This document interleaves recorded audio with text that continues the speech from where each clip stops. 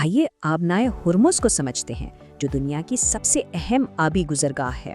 اسے اکثر عالمی معیشت کی شہرک بھی کہا جاتا ہے، اور یہی وہ جغرافیائی سیاست ہے جو اسے ہمیشہ عالمی کشیدگی کا مرکز بنائے رکھتی ہے۔ ویسے اس کی تصویراتی اہمیت کوئی نئی بات نہیں ہے، صدیوں سے سلطنتیں اس پر قبضے کے لیے لڑتی رہی ہیں۔ آئیے ذرا اس کی جغرافیہ پر نظر ڈالتے ہیں۔ اس کا تنگ ہونا ہی اسے اتنا کمزور بناتا ہے۔ اپنے سب سے تنگ مقام پر آبنائے ہرمز صرف 21 میل یعنی 33 کلومیٹر چوڑی ہے۔ سوچئے، دنیا کا تقریباً 20 سے 30% سمندری تیل اسی ایک راستے سے گزرتا ہے۔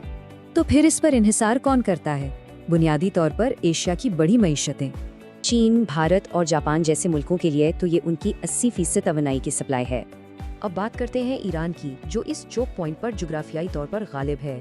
ایران کی پوری دفاعی حکمت عملی غیر متناسب جنگ کے تصور پر بنی ہے، اور یہ ان کی حکمت عملی کو بہترین طریقے سے دکھاتا ہے۔ مقصد بحری طاقت کا مقابلہ نہیں بلکہ افراتفری پیدا کرنا ہے۔ اور یہ صرف کوئی تھیوری نہیں ہے، ایران نے اپنا کنٹرول جمانے کے لیے یہ حربے پہلے بھی استعمال کیے ہیں۔ تو کیا جہازوں کو قانونی طور پر روکا جا سکتا ہے؟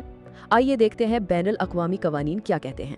ٹرانزٹ پیسج نام کا ایک اصول جہازوں کو بغیر روکے گزرنے کا حق دیتا ہے۔ تو اہم نقطہ یہ ہے کہ جہازوں کی یہ آزادی بین الاقوامی سمندری قانون کے تحت محفوظ ہے۔ اس سے ایران کے دعووں اور بین الاقوامی قانون کے درمیان ایک مستقل اور سنگین تعطل پیدا ہو گیا ہے۔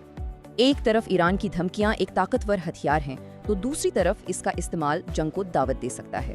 یہ صرف ایک علاقائی مسئلہ نہیں ہے، دنیا کی تمام بڑی طاقتوں کے مفادات اس سے جڑے ہیں۔ تو آخری سوال یہ ہے کہ جیسے جیسے توانائی کی دنیا بدل رہی ہے، کیا یہ 21 میل کی آبی گزرگاہ ہمیشہ عالمی تناؤ کا مرکز رہے گی؟